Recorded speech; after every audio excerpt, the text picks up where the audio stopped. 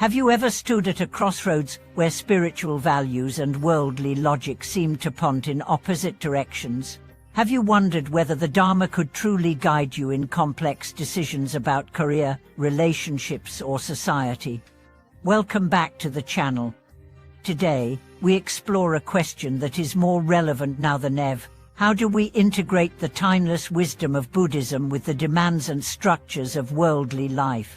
How do we navigate choices where compassion may clash with competition, where mindfulness may seem at odds with ambition, and where ethical clarity seems lost in the grey areas of modern society?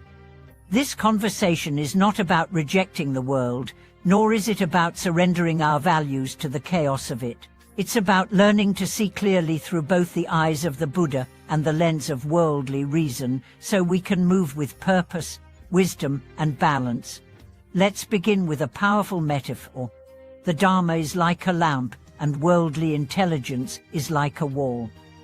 A lamp without a wall scatters light aimlessly. A wall without a lamp remains in darkness.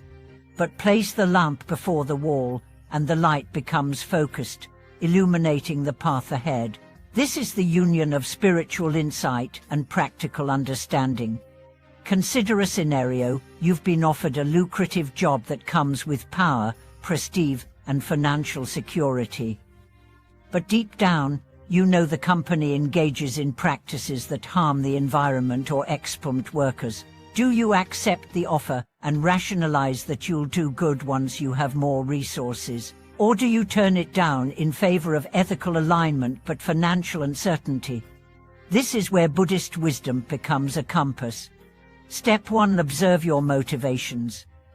Are you acting out of fear, greed, desire for approval? Or are you grounded in a deeper intention to serve, to grow, to align your actions with your values? Step 2. Apply compassion, not just toward others, but toward yourself. What are your needs? What are the consequences of each path, not just externally, but internally?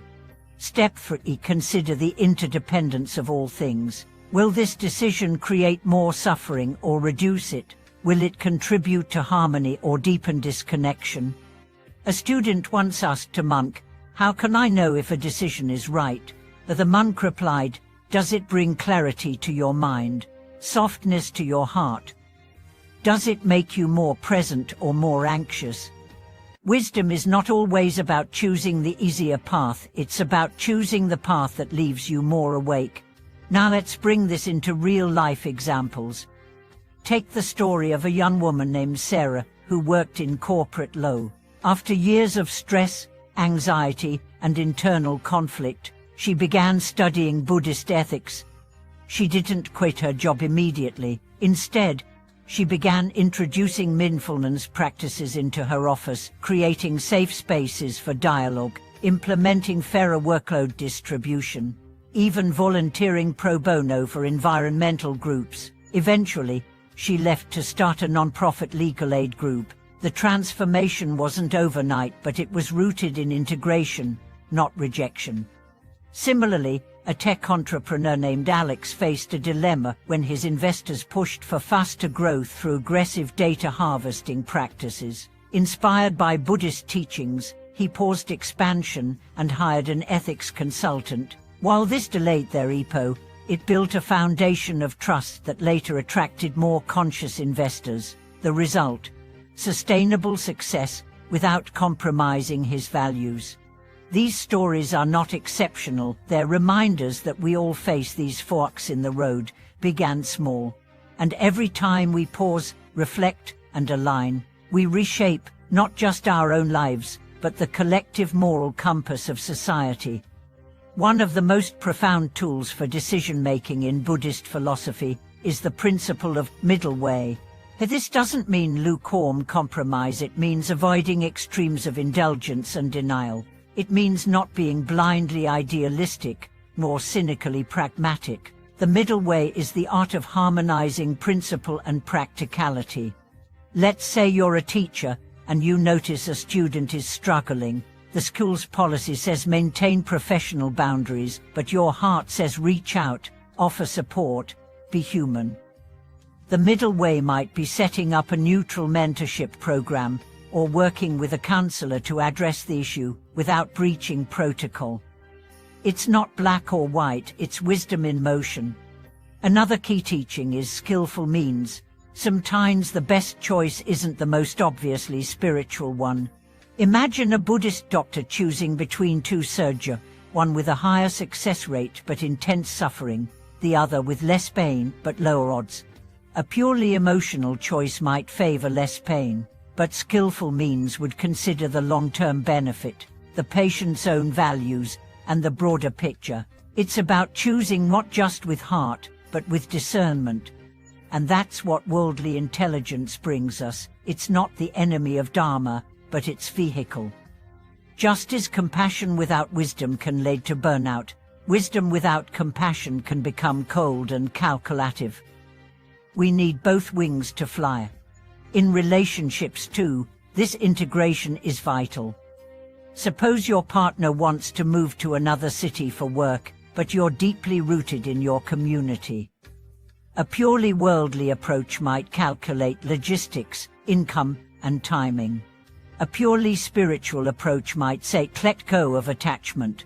But integration means asking what is most aligned with growth, what supports both our individual and collective evolution. Real wisdom is not abstract, it shows up in dinner table conversations, in contract negotiations, in parenting decisions, in voting choices. It means sometimes you stay silent to preserve peace, and other times you speak hard truths because silence would harm. It's a living dance. And yes, there will be times when the choice isn't clear. That's when you lean into stillness. Sit, breathe. Listen not to your thoughts, but to your inner knowing. Buddhist practice teaches us that clarity doesn't always come through thinking, it comes through presence. In silence, truth ripens. In those moments of silence, we allow the storm of conflicting thoughts to settle. Like a muddy pond left undisturbed, clarity arises only when agitation ceases. Then, what seemed like an impossible dilemma begins to reveal its own natural path. This is the fruit of marrying Dharma with discernment, not a prescription, but a presence that guides you from within. Let's explore this further with the story of a man named Jordan, an executive at a logistics firm. He had climbed the corporate ladder with precision and pride, but a health scare shook his sense of purpose. While recovering, he began reading Buddhist texts, attending weekend retreats, and meditating in the early morning hours. Soon, a deep conflict emerged. The company's success depended on unsustainable practices, exploitative subcontracting, and relentless expansion. He felt torn between responsibility and righteousness. One day, during a long meditation, she remembered the phrase, "Act not from aversion or craving, but from awareness." She didn't quit in haste. He began initiating conversations within his leadership circle. He proposed revised sourcing contracts, fair labor terms, and slower but more ethical growth models. He met resistance, but he also gained unexpected allies. Some left, others joined. Over time, the company evolved, not into a perfect model but into a mindful one. The ripple effects transformed hundreds of lives down the supply chain. This is what it means to act skillfully, not impulsively, but consciously. It's not about having no impact on the world, but about choosing what kind of impact to have. Another area where this wisdom is especially needed is in education. Think of teachers navigating overcrowded classrooms, rigid curriculums, and the emotional needs of students. A teacher named Eleanor, inspired by Buddhist ethics, began incorporating 5 minutes of silent breathing into the start of every class. She didn't preach spirituality. She just invited presence. The effect was profound: reduced classroom tension, improved focus, deeper trust. She later introduced conflict resolution circles and empathy-based learning projects. Her students didn't just get higher grades, they became better people. This integration is the future, not retreating from society, but transforming it from within. Even in the realm of finance, Buddhist wisdom finds a place. A financial planner named Marcus restructured his entire client model based on the principle of trite livelihood. She refused to invest in weapons, tobacco, or exploitative industries. He offered sliding-scale consultations, provided financial literacy workshops in underserved communities, and taught mindful money management. At first, his peers mocked his idealism, but years later, his business thrived not just in profit, but in reputation and impact. This is what happens when we ask not what is the most profitable, but what is the most beneficial. But let's also acknowledge that living this way is not always easy. It often requires sacrifice. Standing in your integrity may cost you short-term gain, relationships, approval. You may feel lonely at times, uncertain. But in those moments, remember this: the price of compromising your values is far higher. It erodes your soul in subtle, invisible ways. The Buddha did not teach in ivory towers. He walked among kings and beggars, soldiers and merchants. He understood governance, economics, family dynamics. He taught that spiritual awakening was not an escape from these spheres, but a rebirth within them. One teaching often overlooked is that of the four reliances, a guide for navigating true. Rely on the teaching, not the teacher. Rely on meaning, not words. Rely on definitive wisdom, not provisional ideas. Rely on direct experience, not speculation. This teaching reminds us even the Dharma is not dogma. It must be lived, tested, verified through your own life. It's not enough to chant sutras if your actions contradict their message. The real scripture is how you treat others. The real mantra is how you respond to challenge. So when you're facing a tough decision, personal or professional, ask yourself, does this choice make me more present? Does it honor interdependence? Does it reduce suffering for me, for others, for the planet? If the answer is yes, that is Dharma in action. We can no longer afford to separate inner work from outer impact.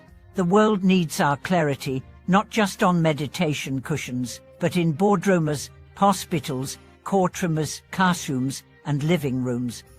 Every decision you make is a seed. What will you plant?